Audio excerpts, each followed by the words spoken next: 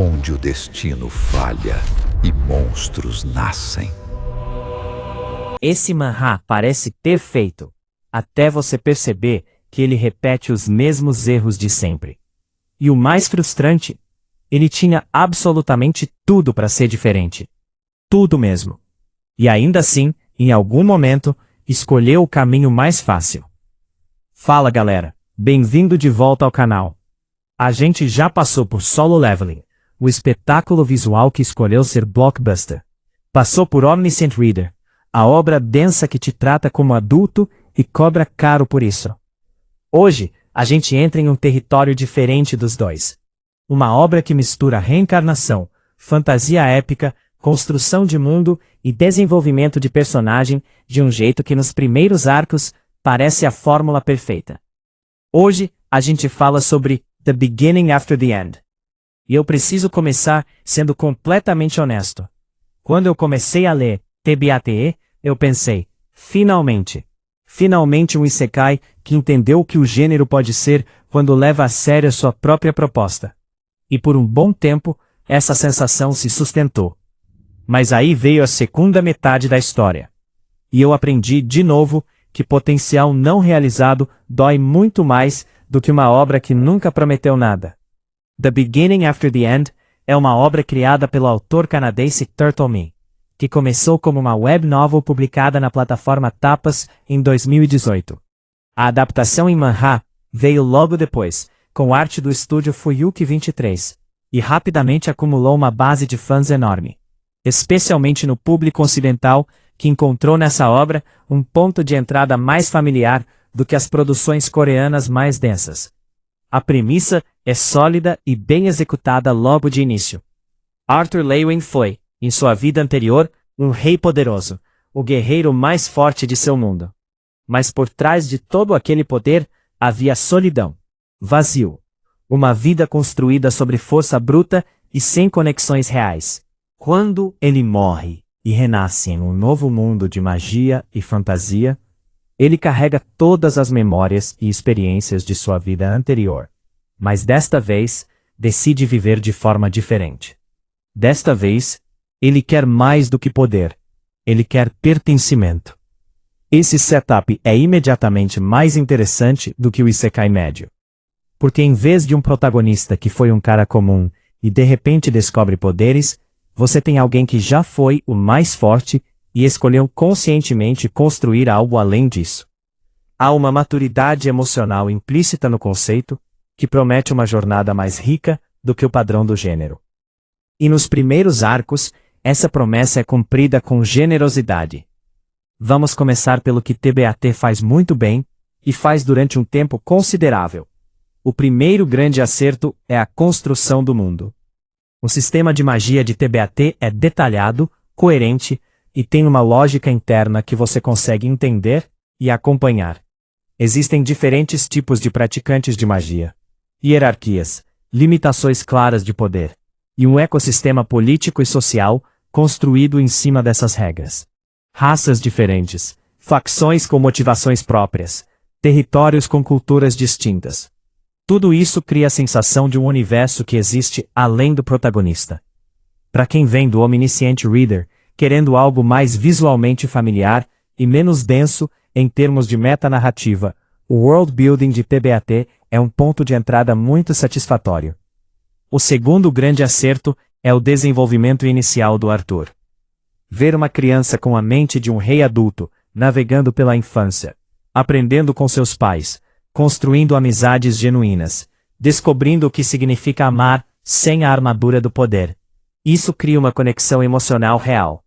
Os arcos de infância e adolescência de Arthur são, na minha opinião, o coração verdadeiro da obra.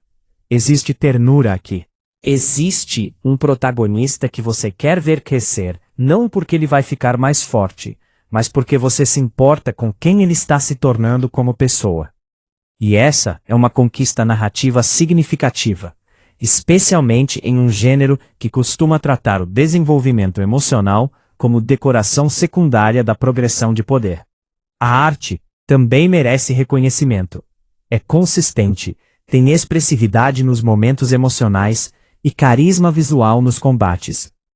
Não chega ao nível cinematográfico de Solo Leveling, mas entrega com competência o que a história precisa em cada momento. E por fim, a estrutura de relacionamentos nos primeiros arcos é genuinamente bem construída. A família do Arthur, seus amigos na academia, os mentores, essas relações têm peso emocional real. Quando algo ameaça essas conexões, você sente. E isso é exatamente o que uma boa história de fantasia precisa fazer. E então, chegamos ao ponto onde preciso dizer aquilo que muitos fãs de TBAT não querem ouvir. A obra muda. E não para melhor. Em algum momento, e sem entrar em spoilers específicos, TBAT abandona progressivamente o que a tornava especial. A maturidade emocional, que definia o Arthur nos primeiros arcos, começa a ceder espaço para um protagonista cada vez mais definido pelo poder. Os relacionamentos que tinham peso começam a servir principalmente como motivação de combate. O world building rico passa a existir como pano de fundo de conflitos que seguem uma estrutura cada vez mais previsível. A história fica genérica. E quando você sabe que ela era capaz de muito mais, isso machuca de um jeito específico. O protagonista cai no padrão overpower que o gênero já saturou. As ameaças escalam de forma exponencial, como em quase todo isekai de longa duração. Mas sem o cuidado narrativo necessário para manter a tensão genuína. Você passa a saber que Arthur vai vencer. A questão é só como e com qual custo. E quando o custo emocional dessas vitórias deixa de ser sentido com a mesma intensidade dos primeiros arcos, o motor da história começa a perder força. Os antagonistas, que poderiam ser complexos dado o nível de world building estabelecido, acabam sendo funcionais, mas raramente memoráveis. Eles existem para representar uma ameaça suficientemente grande, não para ser personagens com motivações que você genuinamente entende ou questiona. E o universo rico que foi construído com tanto cuidado nos arcos iniciais, ele é progressivamente abandonado em função de um conflito central que afunila a narrativa de um jeito que desperdiça boa parte do potencial estabelecido. É a história de um escritor que criou um mundo grande demais para continuar explorando com a mesma profundidade, e que escolheu, conscientemente ou não, o caminho da escalada de poder em vez do aprofundamento de mundo. Agora, onde TBAT se encaixa no panorama geral? É um híbrido, e essa é tanto sua força quanto sua limitação. Para fãs de isekai clássico, o tipo de fantasia de reencarnação, que popularizou obras como Re:Zero, Mushoku Tensei e companhia, TBAT oferece uma versão mais acessível e visualmente mais dinâmica, com um protagonista que tem profundidade emocional inicial acima da média do gênero. Para fãs de manhwa de ação, que vieram pelo hype de Solo Leveling e Omniscient Reader, TBAT entrega um sistema de poder mais tradicional e um world building de fantasia épica que serve bem como alternativa de ritmo diferente. O problema é que ao tentar servir os dois públicos, ele acaba não sendo melhor para nenhum dos dois.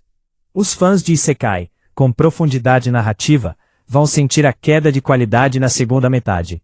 Os fãs de ação pura vão achar o ritmo dos primeiros arcos lento demais.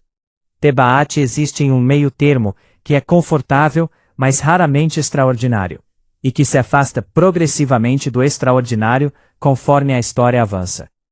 Comparado com Omniscient Reader, perde em profundidade temática e sofisticação narrativa.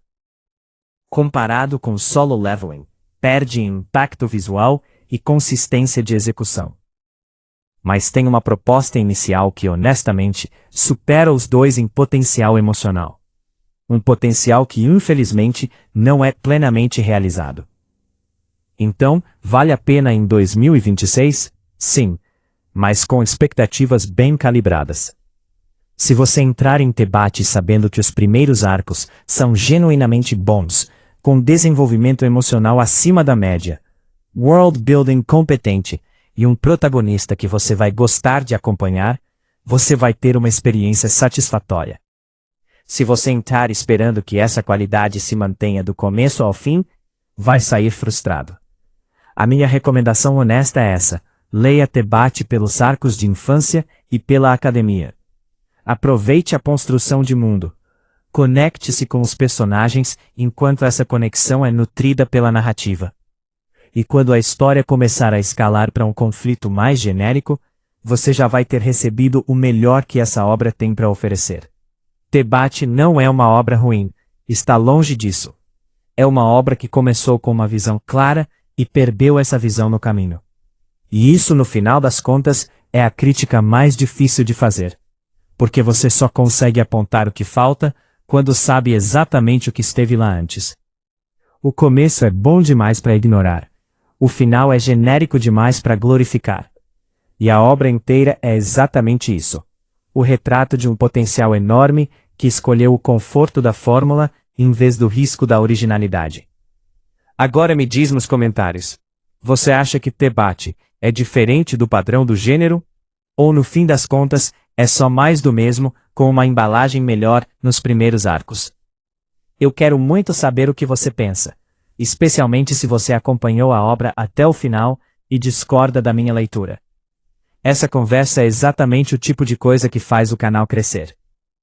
No próximo episódio, a gente continua explorando o melhor e o mais controverso que o manhwa tem a oferecer. E eu já aviso que o próximo vai gerar muito debate.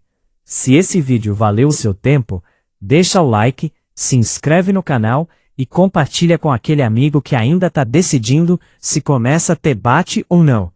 Pode ser que esse vídeo ajude na decisão dele. Até o próximo episódio.